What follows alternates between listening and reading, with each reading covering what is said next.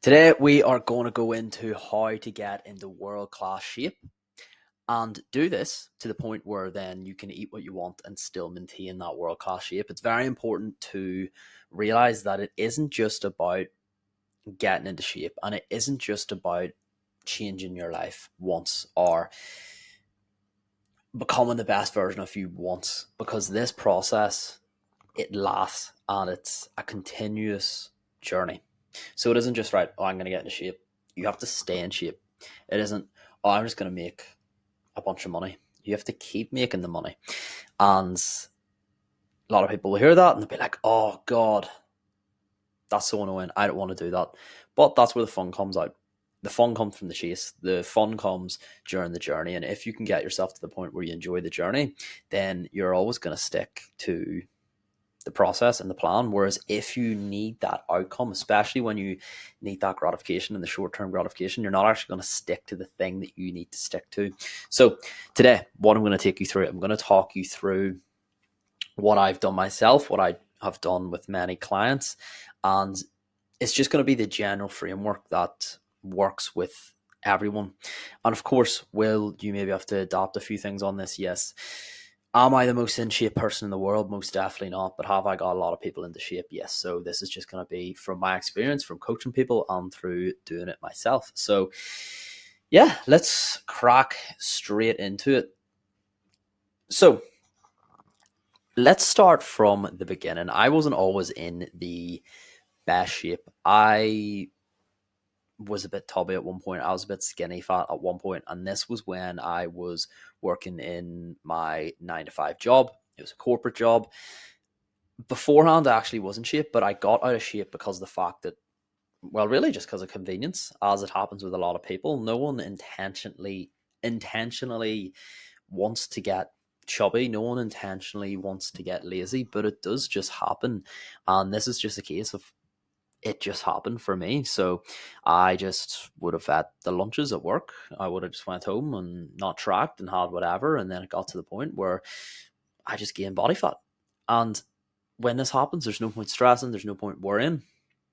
All we can do at this point is just say, right, I'm not happy with where I'm at and I'm going to make a change. And I realized at this point that I wasn't happy with where I was at. And today we're going to go into the practical side of it with your body and how to actually change your body and how to get a physical result. But you need to always remember there's so much more to it than just getting a physical result. There's the mental side of it. For me, on my journey of self-improvement, it was also going into getting myself out of my comfort zone, into starting my business, into sticking up for myself more, into become the person that I always wanted to be. But today we're only going to talk about the physical side of it and getting results side of it. So yeah, if you are watching this, you don't have to watch this. This is in audio format too, but you'll see here these photos just where I wasn't really happy. I wasn't extremely out of shape, but I just also wasn't happy with where I was at with my body. And this is me now. So right now I'm actually currently traveling. I'm eating what I want. Am I the most shredded that I have ever been? No. Am I the biggest that I've ever been? Actually, no as well. But I'm very, very happy with my physique, especially considering that in the initial photo that I showed you where I was skinny fat, back when I was skinny fat, I was eating what I wanted, but I ended up being skinny fat. Now I'm eating what I want, but I'm still holding a very decent frame. And it's because of this long-term process that I went through, the phases that I'm going to take you through. This is how I was able to get myself to the point and get my metabolism to the point where it actually I can just eat what I want and I don't put on the body fat and I still hold abs and I feel great too. So I went through, it says phases while working 2 jobs and running a business. And the first phase that I had to go through was a fat loss phase because of the fact I was skinny fat. So if you're currently skinny fat, yes, you can go straight into a bulk. Would I recommend it? Most definitely not, because what you want whenever you're skinny fat is you want to see progress as soon as you can, because the sooner you do see progress, the sooner you're going to realize that the process works, the more enjoyable it's going to be. And you're going to get that instant feedback. And if you can get instant feedback, then you're actually going to stick at the process. Also, you want to get yourself lean enough to the point where you can actually go into a building phase, a bulking phase, a gaining phase, whatever you want to call it, Because if you're going into a bulking phase already lean, then you're going to maintain that leanness when going into it. So I wasn't lean enough, and most people aren't actually lean enough to move into it. So that's why you always actually want to cut first. If you're a man, get yourself to a point of visible abs. If you're a female, you don't need to get yourself to a point of visible abs. That is very unrealistic. Like, it's most females don't want or don't need or actually shouldn't actually get themselves to the point of visible abs, because it can, if done wrongly, it can be unhealthy, and it's not necessary for everyone. Yes, if you're doing photo shoot, yes, if you have the genetics, yes, if you've been training for ages and you've actually built a proper core, you can do this. But is it necessary? No. For most men, get yourself to that point where you are lean, proper lean. And normally this will take about 10 to 16 weeks. So for some people, they can rinse it off in 10 weeks. But you need to realize, see, whenever you do it in a short time period, you need to be more on the money, so there can be less off-plan meals if you're doing it in a very, very short time period. Whereas if you're okay taking 16 weeks or even 20 weeks, then that's where, right, can more social events be fit in? Yes, and that's where you want to actually sit down and plan out, right, okay, when do I want to get into shape for? Is it for a certain holiday? Is it for a wedding? Is it for a photo shoot? And it depends what time you want to get into shape for. For me personally, I always like to get my fat loss phases over and done with very, very fast. So I'm always on the money and on the button in my fat loss phases, so I can get in and out. And once you get in and out, then you can move out of the fat loss phase, move in again, and then you're going to have a lot more calories to play with, which is always a lot more fun, rather than always cutting weight, but you're not actually cutting weight because you're always going in circles, because you might nail 5 days and then you fuck the weekend. And when you're doing that, you're not in a fat loss phase because you're not seeing progress. So stage 1, get yourself through the fat loss phase. Now, I'm going to show you another example here and tell you about another example. For some people, it isn't just as easy as one single fat loss phase. Some people might, especially for people who have a lot more weight to lose, if you have a lot more weight to lose, then it's actually going to be beneficial for you and also beneficial for your metabolism. And it just might work better. It really depends, to actually take a break during your fat loss phase, what I call a maintenance phase.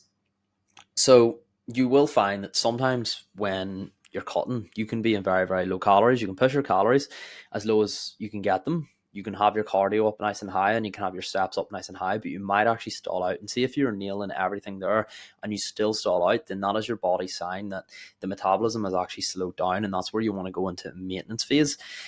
What is a maintenance phase? This is just where you slowly, and I mean ever so slowly, actually build up your food, because that gives your metabolism time to adapt. Metabolic adaptation takes place, which means your metabolism can take more food. So then whenever you go back into a fat loss phase, you can then lose more weight. And you want to do a maintenance phase. Again, it depends on your time frame where you want to get in proper shape. 8 to 12 weeks you would do a maintenance phase for. And this is an example here. So here is Hamel. Hamel was 120 kg. By the way, you don't need to watch this. If you want to watch this, you can. Hamel was 120 kg, and we then pushed him down, and you can see on the photo on the right, in his initial fat loss phase, we did get him lean. We did get him to lose a lot of body fat, but he didn't get to the point where he was lean enough to actually move into a proper bulk. So what we did was then we brought him into a maintenance phase. For him, it was 10 weeks. We brought him into that maintenance phase. We did 10 weeks on higher food. And then what this did was then reset his metabolism. So then after the maintenance phase, we took him into a second fat loss phase 2. And then that's what really got him lean. And if you can see these photos, you can see that Hamel went from a big dude, 114 kg. I said 120 kg, I mean 114 kg. On the photo on the right here, I would say he was sitting around 85, 90 kg.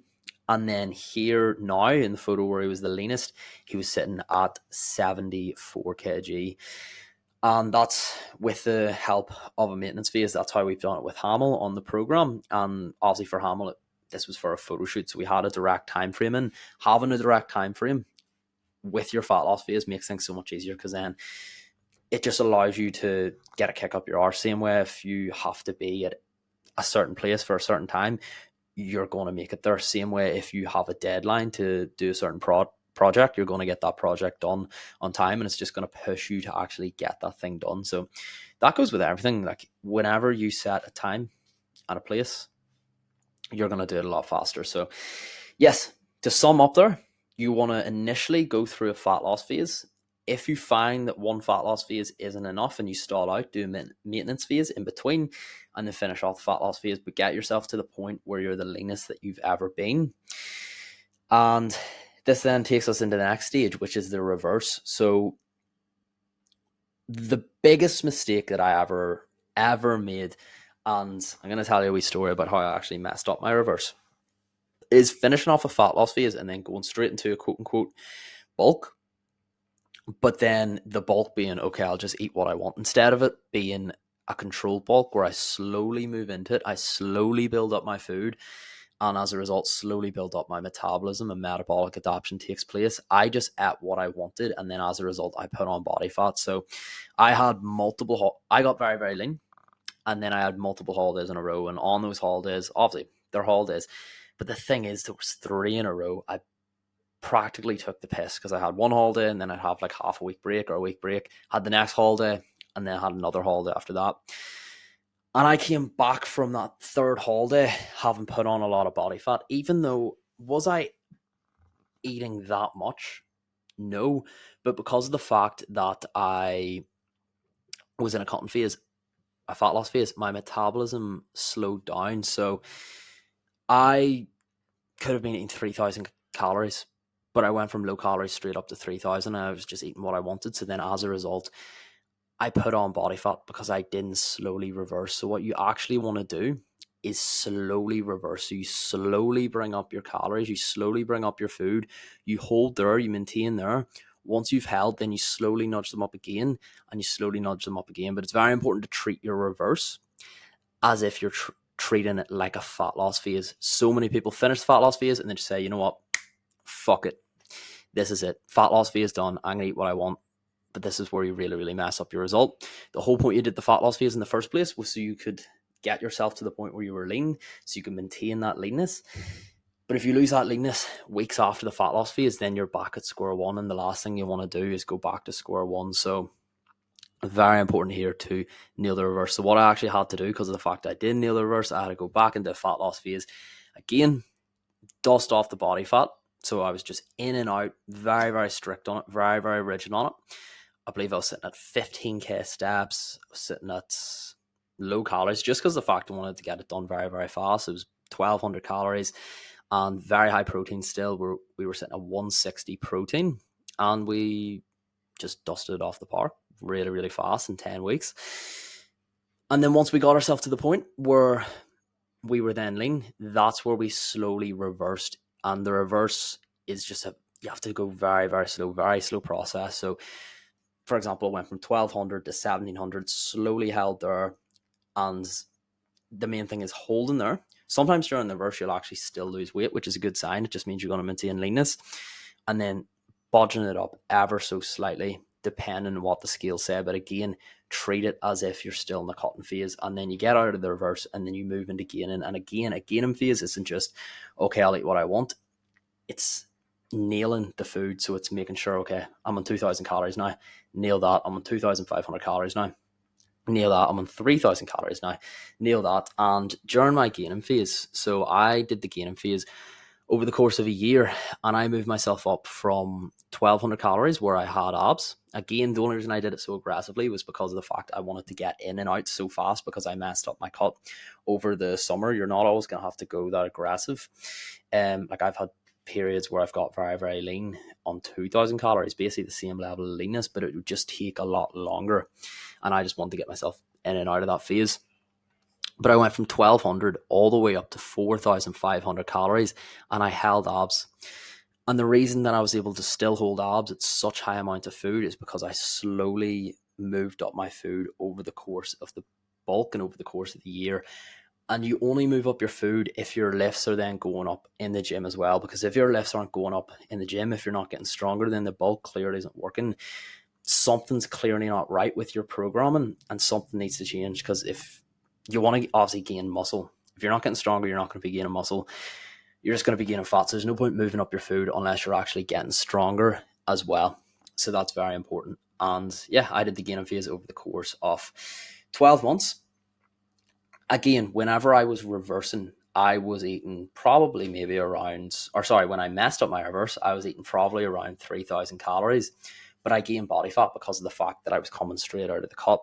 Whereas if you're seeing this photo in the gaining phase where I'm actually holding abs, I was actually leaner, but I was eating more food. And it's because of the fact that I slowly went into the gaining phase. I gave the gaining phase the time, and I let it do its magic, and I let it do its work. And this is the process of metabolic adaptation. So my metabolism adapted, so then I could then eat more food and have less body fat, which who doesn't want that? Who doesn't want to be able to eat more meals out, more takeaways? If you like takeaways, I don't really like takeaways, and still hold abs. It's a pretty good thing. And that's why now, even when I'm away traveling and I'm actually taking a very, very non-extreme approach with dieting. I'm not even dieting. I'm really just what I'm doing right now. I'm in a season of bare minimum, so I'm really just eating what I want.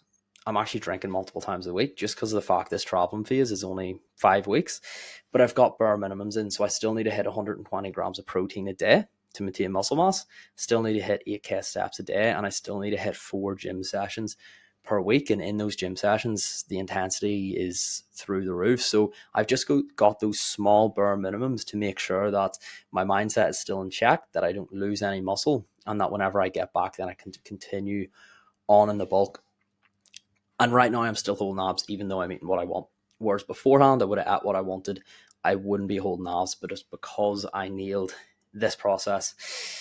Whew, it's a lot of words. And that's what we've done with a lot of people as well. So you've noticed I showed you Hamill earlier on, or I told you about Hamill earlier on, who started out at 114. This is the exact same process that we're taking him through.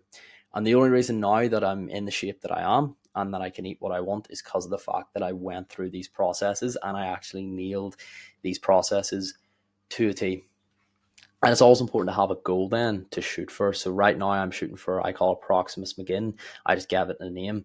Basically, I'm going to continue the bulk once I get back from traveling. And once I'm finished the bulk, which will be about March time, I'm going to go into a cut. So that I'll have been in it'll be basically a year and a half bulk. So I'll be bulking for a year and a half, and then I cut, and then I actually reveal the gains that I've made. And it just makes it a lot more fun because you've got a challenge, you've got a goal, you've got something coming up, and it gives you something to shoot for. So every single training session that I go into, I'm hyper focused. I've got that goal. I've got that in my head that I want to do this. So it's very important. Like if you're not enjoying your training, or if you're not enjoying the process that you're going for, is it because you're not clear enough on what it is that you want and what it is that your goal actually is? And remember, this is only one piece of the pie. So for me, what I always say is we have 3 different focuses. We focus on 3 different pillars. We focus on body, which is what I'm talking about here. But then also there's the mindset side of it. And then there's a lifestyle side of it. So you want to focus on all those different pillars. And you know what? Being in shape is great and all, but once you get into shape, you realize that it isn't everything, and that's when the true work starts. And I think that's not a shit thing. I think that's actually a very, very exciting thing because it means there's always more to go for. There's always more to do. And a deeper seed of my work is to get people into the world-class shape that they've always wanted to. So then they can actually realize, okay, this is great. This feels amazing. I finally can do this. I can finally take my top off on the beach, or take my top off in front of my friends and get photos with the top off, and put my 6-pack photo up, or wear the dress that I always wanted to. I want to get people to that point. But then they also get to that point and realize that this doesn't solve all their problems. And again, that's not a bad thing. That's when the real work starts. And that's when, after we get you into shape, we then focus on the other pillars, the mindset side of it, the lifestyle side of it, and building the person that you really want to build, and building the identity that you want to build.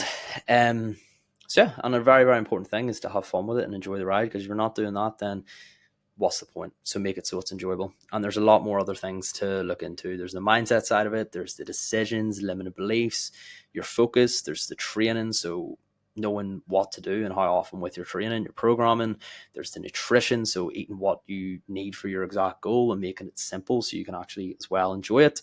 There's the direction. So having the time frames in, knowing what to do and knowing also what not to do. there's the accountability, so making sure that you actually follow through with all you need to do.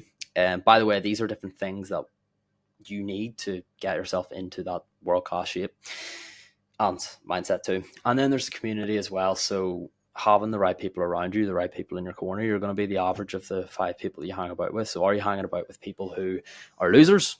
You're going to be a loser. Are you hanging about with people who make a lot of money, who are in shape, and people who you want to be? Well, you're going to find that you'll magically become those types of people. It's one of the best things I've done. And most importantly, results. So what are results? It's the guaranteed outcome to move forward. And if you can't see, if you're doing something and you can't actually see yourself getting a result out of it, of course, you're not going to do it. So it's important that you do know that through the process, that outcome is going to come. And results, they never come from information. They come from implementation. And what is implementation? It is the art of actually executing something, of carrying something out, of performing something, of actually doing the thing. Because you can listen to this podcast, but if you've listened to this podcast and you do nothing and you change nothing about your plan, about what you do, about your actions off the back of it, then you've just wasted your time, because if nothing changes, nothing changes. So make sure to shoot me a message of what you're going to implement from this podcast, the key takeaways as well, so what you've actually learned, but then also, more importantly, what you're actually going to do off this podcast. Because if you listen to this podcast, you do nothing, well, no result will come. You need to make sure you do things off the back of this. And yeah, that's pretty much it. Nice 21-minute podcast, or it'll probably be 22, 23 by the time I finish. Nice, simple. Hope it was very informative, and I hope you actually get things that you can now action. Again, make sure to shoot me a message of what you've learned, what you find useful, other podcasts you'd like to hear me do, and yeah, just so then I can help you out in any way that I can. Also, rate and review the podcast if you can, because it helps, and I don't really want to keep you much longer. You've got what you need. Shoot me a DM and get working, because it is the year that dialed in, and it's time to get into fucking incredible shape. So yeah, that is everything, guys. Have a good one. See you later. Boom.